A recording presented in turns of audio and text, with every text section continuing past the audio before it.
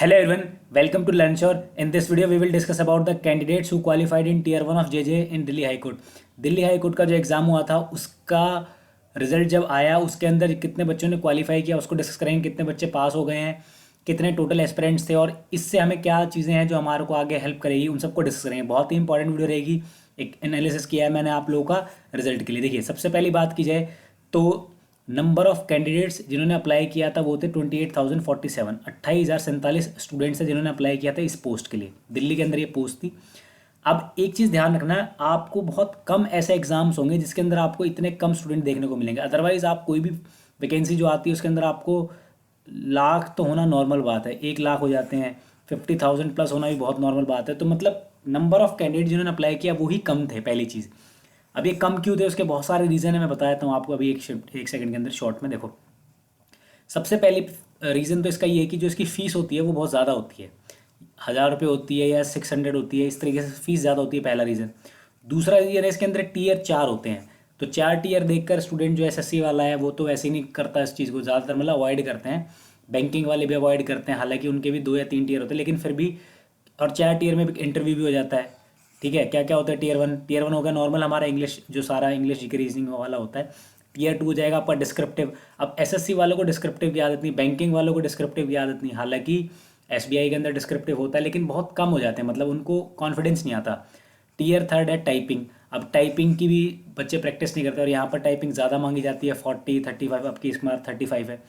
इसके बाद फिर इंटरव्यू। तो ये 4 टीयर होने की वजह से, फीस ज़्यादा होने की वजह से इसमें कम बच्चे अप्लाई करते हैं। ठीक है, एक तो यही रीज़न है इसका। लेकिन अभी हम डिस्कस कर रहे हैं कि कितने स्टूडेंट क्वालिफाई होंगे, उसको हम डिस्कस कर लेते हैं। देखो, तो टोटल थे 28,047 स्टूडेंट जिन्होंने अप्लाई किया था इस एग्ज़ाम के लिए। तो जनरल जो कैंडिडेट थे वो थे 13,053, ओबीसी एनसीएल के थे 4,641, ईडब्ल्यूएस के थे 1,431, एससी के थे 7,236 और ये थे 4,385, ये थे एसटी के। तो ये टोटल एस्पिरेंट्स थे लगभग जिन्होंने फॉर्म को फिल किया था। अब इसमें से क्वालिफाई कितने होंगे वो उसको हम डिस्कस करेंगे। सबसे पहली चीज़ तो कट ऑफ देखिए, 82.25 ये जनरल की, ओबीसी की 75.5, एससी की 70.5, ईडब्ल्यूएस की 74, एसटी की 54.25 और पीडब्ल्यूडी की। और अब एक चीज़ आप देखो, हमारा एग्ज़ाम था 120 मार्क्स का, ठीक है। और उन्होंने बोल रखा था कि अगर आप अभी दिखाता हूँ नीचे, देखो ये रहा, देखो अगर आप जनरल कैटेगरी से तो आपके 60 मार्क्स चाहिए और अगर आप रिजर्व कैटेगरी से तो 54। अब अगर आप देखोगे तो जो एसटी की कट ऑफ गई है वो गई 54, मतलब अगर आपने 45% ले लिया, मतलब इन्हीं कट ऑफ तो गई नहीं, इनको तो बस बच्चे ही नहीं होते। देखिए, कुछ कैटेगरी ऐसी है जिसके बच्चे बहुत कम होते हैं, जैसे कि ये हो गया एसटी के कैंडिडेट आपको मिलेंगे नहीं, बहुत कम होते हैं। दूसरा, पीडब्ल्यूडी के बहुत कम मिलेंगे। इसके अलावा एक्स सर्विसमैन के भी बहुत कम मिलेंगे। तो आपने देखा होगा, तो जितना इनका मिनिमम क्राइटेरिया रखा गया कि भैया 54 लाने पड़ेंगे आपको, तो 54 में ही कट ऑफ चलेगी इनकी। क्यों क्यों गई 54 पे? क्योंकि बच्चे ही कम होते हैं इसके। तो इसलिए एक्स सर्विसमैन को अपने आप में एडवांटेज है जिनका क्वालिफाई हो गया टीयर 1 की, भैया आप ऑलरेडी ही बहुत कम बच्चों में बचे हुए हो और बहुत कम बच्चे बचे हैं। अगर आप थोड़ी सी मेहनत करोगे तो आपकी जॉब 100% श्योरिटी से लग जाएगी, अगर एक्स सर्विसमैन हो तो। ठीक है, लेकिन अगर आप यही देखो जनरल का, हालांकि जनरल में लिखा हुआ है 60 लेकिन कट ऑफ हुई 82.25। उसके पीछे रीज़न क्या है? रीज़न है नंबर ऑफ एस्पिरेंट्स की, ज़्यादा स्टूडेंट होने की वजह से कट ऑफ निकल जाती है, बहुत सारे बच्चे हो जाते हैं। अब सब बच्चों को तो टीयर 2 में बैठा नहीं सकते, तो वो जो ऊपर वाले जो टॉपर होते हैं उनको ले लेते हैं। ठीक है, तो अगर मैं बताऊँ एसटी और एक्स सर्विसमैन की जो कट ऑफ तो गई नहीं, वो तो 54 ही है जो उनको मिनिमम मांग रखा था। क्यों नहीं गई? क्योंकि बच्चे कम थे इसके। ठीक है, ध्यान रखना इसको। बाकी अभी देख लेते, देखो आज हमें डिस्कस कर रहे हैं वीडियो, क्योंकि देखो इन्होंने मेंशन किया था कि भैया हम लेंगे 15 टाइम्स, मतलब जो भी वैकेंसी है, मान लो 20 वैकेंसी है, ठीक है, तो वो लेंगे 15 टाइम, तो मतलब 300 बच्चे लेने थे इनको। ये इनका इन्होंने मेंशन किया रखा था, यही हम सब सोच रहे थे, लेकिन ऐसा हुआ नहीं है और इसीलिए मेरे को ये वीडियो बनानी पड़ी है, सो दैट आपको इन्फॉर्मेशन पहुँच पाए। देखो, इन्होंने लिखा है कि out of successful 1 qualified candidate of stage 1, that is जो प्रिलिमिनरी एग्जाम था ओएमआर बेस्ड, इसमें लिखा है एक्सटेंट ऑफ 15 टाइम, मतलब 15 गुना तक लेके जाएंगे। मतलब ऐसा नहीं कि 15 ही लेके जाएंगे, हमें ऐसा लग रहा होगा, आप लोगों को लगा होगा कि 15 गुना सीट में आना पड़ेगा, लेकिन ऐसा हुआ नहीं है। क्योंकि जब मैंने स्टूडेंट के नंबर काउंट किए कि कितने बच्चों ने क्वालिफाई किया है इसको, तो वो बहुत अलग डाटा निकला मेरे पास। देखो, the number of vacancy advertise in each category, वो तो सब मैंने बता दिया आपको। ठीक है, जो जनरल कैंडिडेट क्वालिफाई किए हैं, जो आप जिसके लिए वीडियो देख रहे हैं, वो 399 है, 399 बच्चे हैं। एससी क्वालिफाइड कर गए 311, EWS क्वालिफाई करेगा 299। अब इसमें आप देखिए मैंने OBC का, ST का और क्या कहते हैं एक्स सर्विस मैंने डाटा इसलिए डाल, देखिए ST SC का डाटा तो बहुत कम है, खुद से देख लेंगे तो ही पढ़ पाएंगे। OBC का मैंने इसलिए देखिए बहुत ज़्यादा टाइम लग रहा था मेरे को।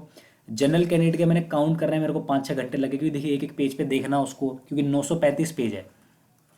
935 पेज पे अगर आप पे देखोगे कि कितने क्वालिफाइड है तो टाइम लग रहा था, बहुत ज़्यादा टाइम कंज्यूमिंग था। तो एक आइडिया मिल जाएगा, तो आप ये मानकर चलिए जो डाटा इसमें है इसी हिसाब से आपका डाटा होने वाला है। तो अगर बात की जाए जनरल कैंडिडेट की तो क्वालिफाई हुए 399, SC के 311 और EWS के 299। तो अगर हम नंबर ऑफ सीट्स देखें, मैं बताया था आपको, देखो ये रहा हमारा एडवर्टाइजमेंट प्यारा सा। नंबर ऑफ एडवर्टाइजमेंट की बात की जाए जनरल की, तो जनरल की सीटें हैं 36 सॉरी कितनी है 36। और अगर बात की जाए SC की 26, EWS की 21। SC की कितनी है 26, EWS के 21। अगर आप इसी को देखें तो 36 का अगर आप 15 टाइम निकालेंगे, अगर 36 का 15 टाइम निकाल लेंगे तो वो निकलेगा 540। कितना निकलेगा 540। लेकिन इन्होंने लिए कितने 400 बच्चे, तो मतलब 140 बच्चे नहीं लिए। तो ऐसा नहीं था कि 15% ही लिए इन्होंने, ऐसा नहीं लिया इन्होंने, 11.8%, 12% लिए लगभग। तो और ऐसी ही बात की जाए इसकी SC की 311 सीटें हैं, अगर आप इसको गुना करेंगे 15 से, 26 गुना 15 तो ये हो जाएगा आप लोगों का 390। ठीक है, लेकिन ये भी इतने नहीं लिए इन्होंने, 311 तो कम लिए, तो ये 11-12% लगभग लिए हैं। हाँ EWS की बात की तो EWS में इन्होंने लिए 299, 300 लगभग। तो 21 का अगर 15 से गुना करेंगे तो आपका हो जाएगा 315। तो ये तो लगभग आसपास है। लेकिन अगर जनरल की बात की जाए, SC की बात की जाए, या हो सकता है OBC का भी ऐसे ही रहा होगा, तो उन्होंने एग्जैक्ट 15% नहीं लिए, उन्होंने कम भी लिए हैं, उन्होंने अपने अकॉर्डिंग जो भी उनका क्राइटेरिया था, मुझे नहीं पता क्या क्राइटेरिया था, उसके हिसाब से लिए। तो 15% नहीं लिए, कम लिए, पहली चीज़। अब क्या चीज़ है हमारे लिए इंपॉर्टेंट, सबसे इंपॉर्टेंट चीज़ है ये। अगर एक मैं आइडिया दे रहा हूँ आपको जनरल का, आप जनरल के साथ आप सबको समझ लेना इस चीज़ का, SC ST एक्स सर्विसमैन सब इसके अंदर काउंट हो गए, कि अब बचे हैं सिर्फ 399 बच्चे। देखिए एक कंपटीशन था जिसके अंदर 28,000 बच्चे थे स्टार्टिंग में, ठीक है, अप्लाई करने वाले। अब अगर, क्योंकि आप देखिए आप जनरल में तो आप वैसे जनरल में ही जाएंगे, तो अब बच गए सिर्फ 399 बच्चे। अब आप ये चीज़ सोच के देखिए कि 399 बच्चे हैं, लेकिन टीयर तो अभी भी 3 बच्चे हुए हैं, टीयर तो अभी एक ही हुआ है, और वो भी क्वालिफाइंग था सिर्फ, मतलब उसके मार्क्स काउंट नहीं हुए। अगर किसी ने 81 ले रखे, 82.25 ले रखे मान लो जनरल में, ठीक है, यही कट ऑफ थी, और एक ने रखे 105.25 सपोज, तो ये बच्चा और ये बच्चा सेम है। अब वो जिस स्टेज पे खड़े हैं टीयर 2 की जो उनका एग्जाम आएगा, दोनों बराबर हैं, इक्वल है, कोई ऐसा नहीं है कि कौन ऊपर है या कम है। और ना ही इंटरव्यू के अंदर उसका स्कोर देखा जाएगा, ना ही इंटरव्यू इस चीज़ को काउंट करेगा कि नंबर ज़्यादा है तो मार्क्स नहीं, कुछ भी नहीं मिलने वाला बेनिफिट। अब ये क्वालिफाइंग और दोनों बराबर है।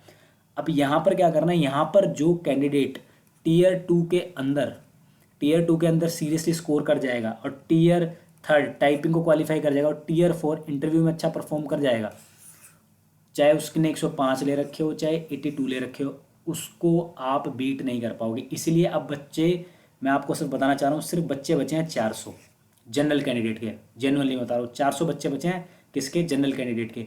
अब इन 400 में से अगर आप तीनों टीयर को अच्छे से कर जाओगे तो आपकी नौकरी कंफर्म है। अब एक चीज़ और मैं बताता हूँ, देखो मेरे पास लगभग, जो मैंने डिस्क्रिप्टिव बैच स्टार्ट किया था उसके अंदर मेरे पास ही लगा लो आप 300 बच्चे इन्होंने अप्लाई किया है, 300 एक बैच और बना, 300 वो 40 बच्चे उसमें, तो लगभग 340 बच्चों ने बैच ज्वाइन किया मेरा डिस्क्रिप्टिव का। तो आप ये सोच कर चलो, अगर मान लो ये 400 बच्चों में से अगर 340 जनरल कैंडिडेट ही है, तो मतलब ऑलमोस्ट तो सबने पढ़ ही लिया है। लेकिन हालांकि 400 नहीं है, क्योंकि अदर कैटेगरी के भी होंगे, इसमें सब मिक्स होंगे। तो मेरा कहने का मतलब ये है कि अब आप लोगों का काम है हार्ड वर्क करना, अब आप लोगों का काम है ज़्यादा से ज़्यादा प्रैक्टिस करना, क्योंकि जो डिस्क्रिप्टिव में स्कोर करेगा वही क्वालिफाई करेगा। क्योंकि देखिए डिस्क्रिप्टिव का जो मार्क्स है वो बहुत ज़्यादा है, ठीक है, डिस्क्रिप्टिव का मार्क्स ज़्यादा है। अगर आप डिस्क्रिप्टिव में अच्छा स्कोर कर गए तो आपकी मोस्टली पोर्शन आपने कवर कर दी। देखिए टाइपिंग क्या है, टाइपिंग तो सिर्फ एक क्वालिफाइंग है, जैसे हमारा टीयर 1 था, लेकिन मैं ये बता रहा हूँ टाइपिंग में ही 60 से 80% बच्चे फेल होंगे, ये भी मेरी गारंटी है। लेकिन फिर भी मेरा जो कहना है कि अब बच्चे ज़्यादा बच्चे नहीं हैं, क्या हो गया, अब बच्चे ज़्यादा बच्चे नहीं हैं, तो अगर अब आप थोड़ी सी भी सीरियसनेस के साथ करेंगे, देखिए अब आप लोग के पास टाइम है, अब लॉकडाउन लग गया है, एग्ज़ाम होने वाला था मार्च अप्रैल में आना चाहिए था, जो कि मैं बता रहा था, लेकिन आया नहीं because of corona and other stuff. लेकिन क्या होगा, अब चांसेस ये है कि जैसे ही नॉर्मल चीज़ें होंगी, एग्ज़ाम बहुत जल्दी आएगा, क्योंकि देखिए सिर्फ 3 ही एग्ज़ाम चल रहे हैं दिल्ली हाई कोर्ट के अंदर। एक तो कोर्ट का जुडिशियल एग्ज़ाम जो भी पूरा हो गया है, और एक जेजे का डिस्क्रिप्टिव वो भी पूरा हो गया है, तो ऑलमोस्ट सब हो चुका है। बस ये जेजे का ये बचा हुआ है, ठीक है, तो ये होगा ही होगा जल्दी। अब मेरी एडवाइस क्या है, देखो अगर बात की जाए 399 बच्चों की, तो ये सेम सबके लिए है। देखिए few will fail in T, देखो टीयर 2 की देखिए उन्होंने ले रखा 50% मार्क्स चाहिए जनरल को, शायद 45 चाहिए रिजर्व को, तो इसके अंदर बच्चे फेल नहीं। देखिए डिस्क्रिप्टिव के अंदर वो जो चेकर होंगे वो मोस्टली सबको 50% मार्क्स दे देंगे। देखिए 50% मार्क्स वो सबको दे देंगे, मेरा ऐसा मानना है, और मोस्टली बच्चे पास भी हो जाएंगे इसमें। लेकिन स्कोर का तो मैटर करेगा। देखिए एक तो 50 लेके बैठा है और एक 65 लेके बैठा है, तो जो ये 15 नंबर का गैप है ना, ये गैप आप कवर नहीं कर पाओगे आगे आने वाले किसी भी एग्जाम में।